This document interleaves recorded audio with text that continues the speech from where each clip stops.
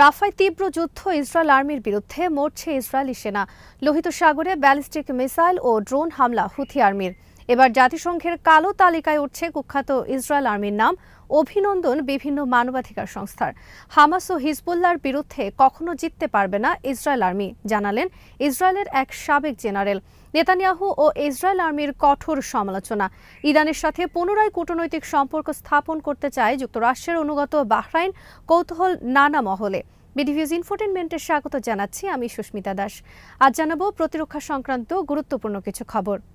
জাতিসংঘের একটি কালো তালিকায় অন্তর্ভুক্ত হতে যাচ্ছে ইসরায়েল আর্মির নাম। জাতিসংঘের এই কালো তালিকার নাম লিস্ট অফ শেম। যেসব আর্মি শিশুদের জন্য ক্ষতিকর সেসব আর্মির নাম অন্তর্ভুক্ত করা হয় এই তালিকায়। গাজায় ফিলিস্তিনি শিশুদের নির্বিচারে হত্যার দায়ে ইসরায়েল আর্মিকে শিশুদের জন্য ক্ষতিকর হিসেবে আখ্যায়িত করে এ তালিকায় অন্তর্ভুক্ত করতে যাচ্ছে জাতিসংঘ। আগামী 18 জুন প্রকাশিত হবে এ তালিকা। জাতিসংঘের লিস্ট অফ শেম তালিকায় এর আগে যাদের নাম অন্তর্ভুক্ত হয়েছে সেগুলো হলো আইএস, বোকো হারাম, রাশিয়া এবং আফগানিস্তান।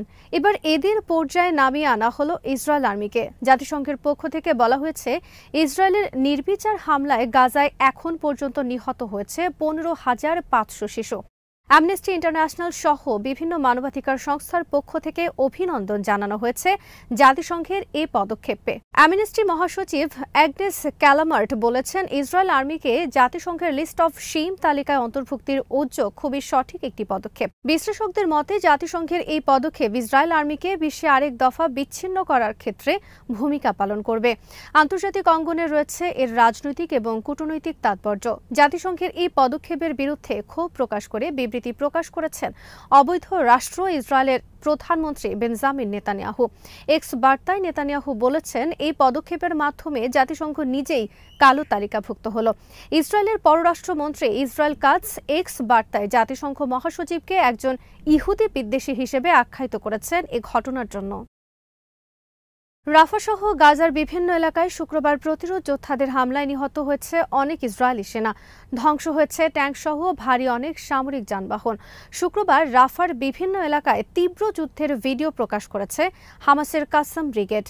রাফার কিস্তা নেইবারহুড হালাল মার্কেট এবং দেইর আল বালাহ এলাকায় ইসরায়েলি সেনা দলের ওপর মরণঘাতী হামলা চালিয়েছে হামাসের কাসাম ব্রিগেড। রাফার আওদাল্লাহ জংশনে Qassam brigade al Yassin 105 anti tank মিসাইলের সাহায্যে উড়িয়ে দিয়েছে ইসরায়েলের একটি Merkava main battle tank. Deir al Balah এলাকায় ইসরায়েলি একটি সেনা দুর্গের ওপর টিভিজি শেলের সাহায্যে হামলা চালায় কাসাম ব্রিগেড। হামলার পর দুর্গ থেকে বেরিয়ে আসে ইসরায়েলি সেনারা এবং তাদের অনেককে সামনাসামনি যুদ্ধে হত্যা করে কাসাম সেনারা। জলপাই বাগানে ইসরায়েলি সেনাদের সাথে যুদ্ধের এই ভিডিও প্রকাশ করেছে কাসাম ব্রিগেড। ভিডিওতে দেখা গেছে অ্যান্টি ট্যাঙ্ক মিসাইলের সাহায্যে কাসাম যোদ্ধারা উড়িয়ে দিয়েছে দুটি ট্যাঙ্ক। এছাড়া অবরুদ্ধ একটি ভবনে হামলা চালিয়ে হত্যা করেছে অনেক ইসরায়েলি সেনা। দেইর আল বালা এলাকায় শুক্রবার ইসরায়েল আর্মির সাথে রক্তাক্ত যুদ্ধে লিপ্ত হয়েছে আল আকসা মার্টার ব্রিগেডের সেনারাও। আল-কুদস ব্রিগেড শুক্রবার ধ্বংসাত্মক হামলা চালিয়েছে রাইম এলাকায় অবস্থিত ইসরায়েল আর্মির একটি গাজা ডিভিশনাল ব্রিগেড সদর দফতরের ওপর। রাফার মিশ্র সীমান্ত নেতজারিম, তেল আল হাওয়া, আশতুত এলাকায় বিভিন্ন ইসরায়েলি যানবাহনের ওপর তীব্র হামলা চালিয়েছে আল-কুদস ব্রিগেডস। এসব এলাকায় বেশ কয়েকটি হামলার ভিডিও প্রকাশ করেছে আল-কুদস। এছাড়া Saladin brigade, Mujahideen brigade, martyr Omar al Qassam forces, martyr Abu Ali Mustafa brigade সহ বিভিন্ন সশস্ত্র গ্রুপ শুক্রবার বিভিন্ন এলাকায় মরণঘাতী হামলা চালিয়েছে ইসরায়েল আর্মির ওপর। অনেক এলাকায় তারা কাসাম ব্রিগেডসের সাথেও যৌথ হামলা চালিয়েছে ইসরায়েল আর্মির বিরুদ্ধে।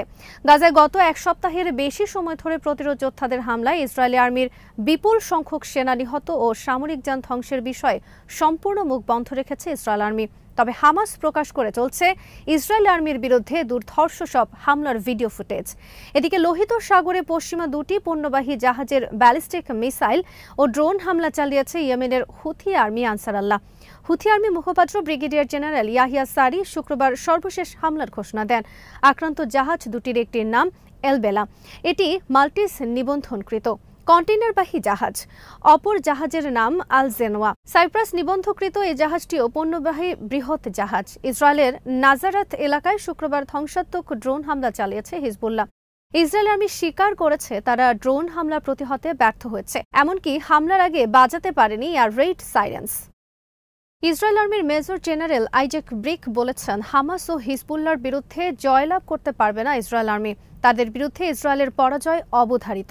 প্রতিদিন যুদ্ধ চলছে আর ইসরায়েল আর্মির অবস্থা শোচনীয় হচ্ছে।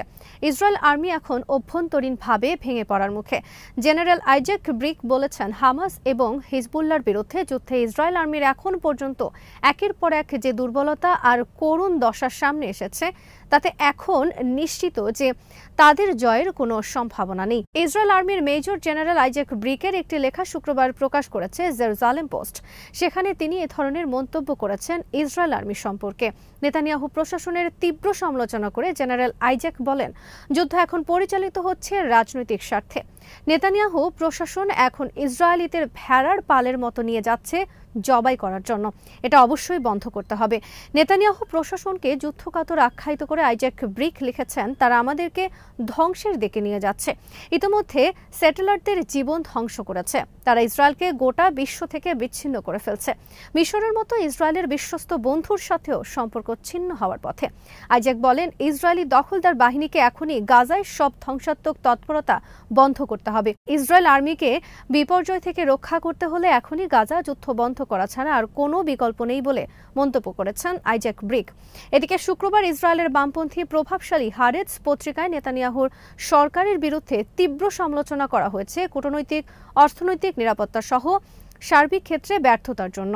ইসরায়েলের বেইত নিউ পার্টির নেতা লিবারম্যান শুক্রবার বলেছেন, ৮ মাস যুদ্ধ শেষে ইসরায়েল চূড়ান্ত বিজয়ের পরিবর্তে অর্জন করেছে চূড়ান্ত লজ্জা। এক বিবৃতিতে লিবারম্যান বলেছেন, উত্তর ইসরায়েলের সম্পূর্ণরূপে পরাজিত হয়েছে ইসরায়েল আর্মি। এদিকে হোয়াইট হাউসের পক্ষ থেকে শুক্রবারও বলা হয়েছে, তারা যুদ্ধবিরতি বিষয়ে আশাবাদী এবং হামাসের কাছ থেকে ইতিবাচক জবাবের অপেক্ষায় আছে। তবে প্যালেস্টাইন ইসলামিক জিহাদ মুভমেন্টের উপমহাসচিব মোহাম্মদ আল হিন্দ যুক্তরাষ্ট্রের যুদ্ধবিরতি প্রস্তাবকে একটি ভাওতাবাজি হিসেবে আখ্যায়িত করেছেন। শুক্রবার লেবাননের গণমাধ্যমকে দেয়া এক সাক্ষাৎকারে তিনি একথা বলেন। ইরানের সাথে পুনরায় কূটনৈতিক সম্পর্ক স্থাপন করতে চায় বাহরাইন। এ লক্ষ্যে রাশিয়ার মাধ্যমে ইরানকে প্রস্তাব দিয়েছে বাহরাইন। ইরানি প্রেসিডেন্টের উপদেষ্টা মোহাম্মদ জামশেদি শুক্রবার প্রকাশ করেছেন এ তথ্য। বাহরাইন দীর্ঘদিন ধরে যুক্তরাষ্ট্রের একটি পদলিহী দেশ। বাহরাইনে অবস্থিত যুক্তরাষ্ট্রের পঞ্চম নৌবহর 2020 সালে বাহরাইন দ্বিতীয় আরব দেশ হিসেবে ইসরায়েলের সাথে শান্তি চুক্তি করে এবং সম্পর্ক স্বাভাবিক করে। এর 2 বছর পর ইসরায়েলের সাথে নিরাপত্তা সহযোগিতা চুক্তিও করে বাহরাইন। গত ডিসেম্বর মাসে বাহরাইন যোগ দেয় যুক্তরাষ্ট্রের নেতৃত্বে ইয়েমেনের হুথি বিরোধী রেড সি ফোর্সে। বিভিন্ন ইস্যুতে ইরানের সাথে বাহরাইনের রয়েছে দীর্ঘদিনের তিক্ত সম্পর্ক। 2016 সালে বাহরাইন কূটনৈতিক সম্পর্ক ছিন্ন করে ইরানের সাথে। কট্টর ইরান বিরোধী আর যুক্তরাষ্ট্র ইসরায়েলের মিত্র একটি দেশের হঠাৎ করে ইরানের সাথে সম্পর্ক উন্নয়ন করতে চাওয়ায় কূটনৈতিক মহলে চোখ কপালে উঠেছে অনেকের মধ্যে সৃষ্টি হয়েছে নানা ধরনের কৌতূহল। এর আগে কট্টর ইরান বিরোধী সৌদি আরব, সংযুক্ত আরব আমিরাত সম্প্রতি ইরানের সাথে বিরোধ মিটিয়ে সম্পর্ক স্বাভাবিক করেছে চীনের মধ্যস্থতায়। গত মাসে মস্কো সফর করেন বাহরাইনের রাজা হামাদ বিন ইসা আল খলিফা। এ সময় তিনি ইরানের সাথে তিক্ত সম্পর্ক অবসানের ঘোষণা দেন এবং রাশিয়ার মাধ্যমে ইরানের সাথে সম্পর্ক উন্নয়নের প্রস্তাব দেন। ইরানের প্রেসিডেন্ট ইব্রাহিম রাইসি নিহতের পর বাহরাইনের রাজা ইরানের সর্বোচ্চ নেতা আয়াতুল্লাহ খামেনির কাছে শোক বার্তা পাঠান। আজ এখানেই শেষ করছি।